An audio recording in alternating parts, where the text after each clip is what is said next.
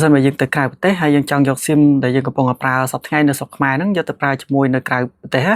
អញ្ចឹងសូមមើលវីដេអូនឹងឲ្យដល់ចប់ខ្ញុំនឹងប្រាប់ពីវិធីដែលអាចយក SIM ហ្នឹងទៅប្រើនៅក្រៅប្រទេសបានមិនថា Smart Cell Card ឬក៏ Smartphone ទេអញ្ចឹងដើម្បីយក SIM ទៅប្រើនៅក្រៅប្រទេសបានជាដំបូងគឺយើងត្រូវធ្វើការចុះឈ្មោះ roaming សិនដែលតម្រូវឲ្យយើងធ្វើការចុះឈ្មោះ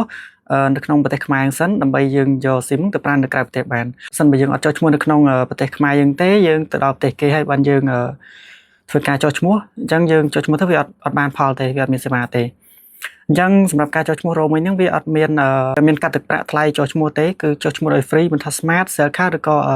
Smartphone ទេប៉ុន្តែបើសិនបើយើងចង់ប្រើជាការ call ចេញឬក៏ទទួលការ call ចូលផ្ញើសារចេញឬក៏ប្រើប្រាស់ជាអ៊ីនធឺណិតទៅវាកាត់ទឹកប្រាក់អញ្ចឹងណាអញ្ចឹងសម្រាប់ការចុះឈ្មោះ roaming ទៅលើប្រព័ន្ធ smart វិញគឺយើងគ្រាន់តែចុចផ្កាយ1206ត្រង់ជ្រុងបញ្ជូនឬក៏ផ្កាយ1700ផ្កាយ313ត្រង់ជ្រុងបញ្ជូន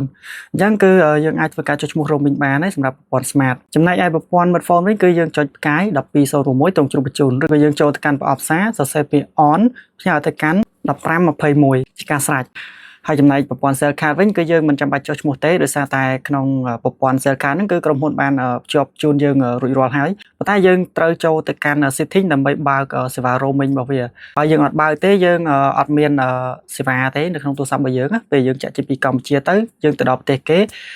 យើងអត់មានសេវាទេអញ្ចឹងតម្រូវឲ្យយើងចូលទៅកាន់ setting រួចហើយយើងចូលមកកាន់ mobile networkរួចហើយយើងចូលទៅកន្លែង roaming ហើយយើងបើកវាទៅវានឹងមានសេវាហើយអូខេអញ្ចឹងតែប៉ុណ្្នឹងទៅគឺយើងអាចយក SIM ហ្នឹងទៅប្រើនៅក្រៅប្រទេសបានហើយមិនថាទៅប្រទេសណាទេតំបន់អាស៊ីឬក៏ប៉ែកអឺរ៉ុបទេគឺយើងអាចយក SIM ហ្នឹងទៅប្រើនៅក្រៅប្រទេសបានទាំងអស់គ្នា